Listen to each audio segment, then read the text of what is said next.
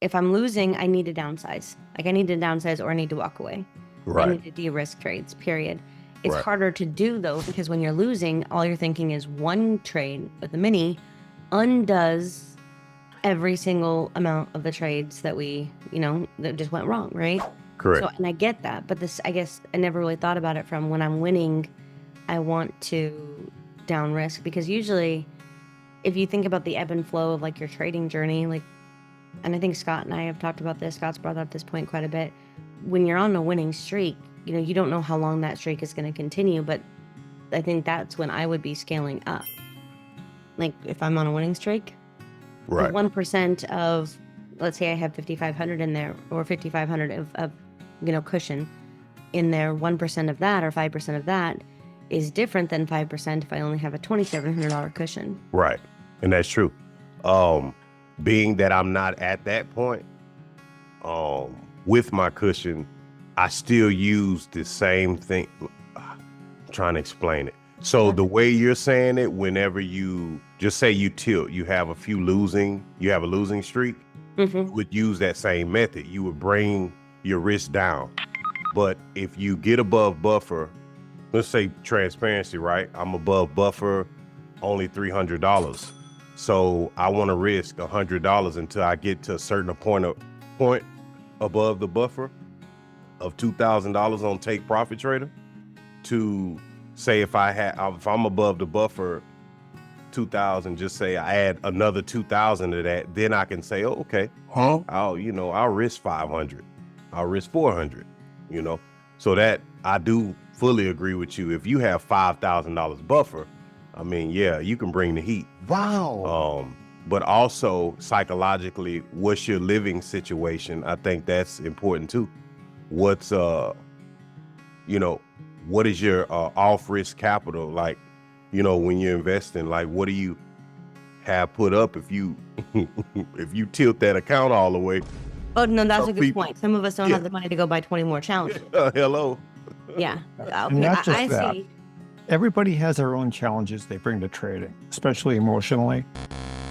And if you are one that, if your tendency is to lean into winning trades, you can over risk to the point that you take a couple of losses when you're over risking, and you can find yourself with a blown account. And we're all fighting our own things, and people are going to have different money management strategies to try to overcome their issues as part of your trading plan.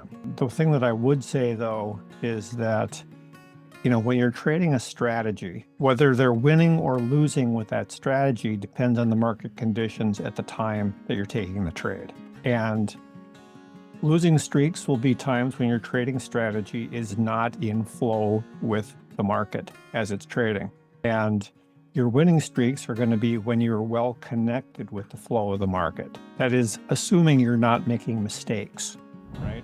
That's a big caveat. Assuming you're actually trading the strategy, because a lot of people pretend they have a strategy. So they'll say, hey, I'm a breakout trader, or hey, I trade, JGS or Ichimoku. But if you go and look at their trade history, they have a trade here and here and here. And because Bozo said here, you're like, wait, what strategy are you trading? And that's what I mean by mistakes, not trading the plan. So I don't know about backing off. Now, if I don't know all the rules, Take Profit Trader and whatever, if you're trying to work with your buffer, which might cause you to lose your account or something like that, then by all means do what you have to do to keep that account. You don't want to treat the prop firms as a growth account. That's for your personal money.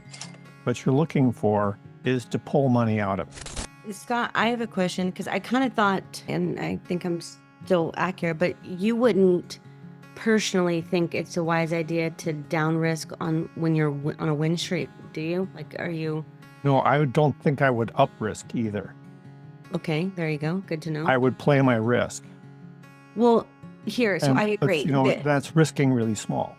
So play the risk. I knew you'd say it in a super smart way. But to me, remember, 2% is whatever that is. So if it's $200, if you're winning, okay, 2% is now $220 or $240, right? And then it's $240. If you're losing, okay, so if you're honestly following risk, and I'm still struggling to do this if you guys want the truth in futures, I had very well mastered it pretty almost perfectly thanks to cool trading tools. I'd almost mastered it perfectly to the point where I was like, hey, Scott, this is off by like 0.2. It is off by whatever, because I was so dead on with 2% is 2% ish, right? So I'll use the ish as part of that. But to me, when you're winning, your first trade is 220, your next trade is 260, your next level of risk is to whatever.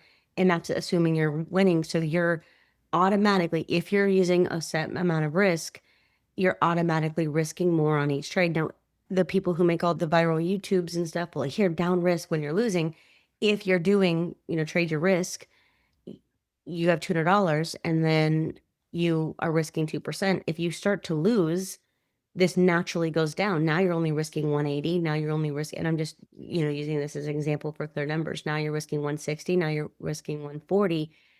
It naturally happens if you just trade your risk. Now, again, I don't have that perfect solution for futures because those calculations still elude me and I'm still working on them. But this will naturally happen if you just trade your risk, whatever that is. If it's 5% of your distance to drawdown, if it's 5% of your account, if it's whatever percentage. And again, I'm not going to dare say I'm there with futures because I am vastly far. I'm still trying to get the mirroring stuff to work. But 2% when you're winning automatically goes up, and 2% when you're losing automatically goes down in how much you're risking. And this is not Jenny's opinion, but this right here is mathematically where we want to be. Mathematically, this is what stands the test of time. Everything else, the guesstimations and I'm going to sometimes risk 100, and then my A plus trades, I'm going to risk 200, and my Tuesdays, I risk 300, and this day I had a huge bias, so I risked 500, and this time I was nervous, so I only risked 1. This time I needed a payout, so I only risked 50. If whatever these things, these little this time speeches you're giving yourself is, this will always backfire, in my opinion. It doesn't mean it won't work for a little while, but this will backfire. I've seen plenty of interviews with, very successful traders who trade variable risk. But what they have is a max risk setting that is still sane, but they're willing to take a sip of the market at very low risk in setups that are not their primo setup. Okay. So I can understand, hey, I've got 2 strategies or something, or maybe I want my early, look at that beautiful trade. But hey, if I want my earlier entry and I'm like, let's say I'm willing to risk 2%, per instrument or per trade or whatever, I can understand taking a sip. I'm going to take a sip at this 50% mark. So that's something I've been personally trying to work on a little bit more, is we're at the 50%. I've got this big bias to the downside. I want the baby amount. So I'll risk half. And then when it sets up the rest, I'll risk the other half. So my risk is the same. Like, there are ways to do that, I think, effectively, but the Yep. people who are all over the place know. I also think that you can have all kinds of variable risk management strategies. And I don't think there's anything wrong with doing things in a different way, as long as it is codified in your trading plan. And that is the way you're making the decisions, not making the decisions based on what your gut is at the moment. I think you need to have hard and fast rules that you stick by. And as you're grading your trades, not following your risk plan should also be considered a failure of the trade. Oh, yeah, that's huge.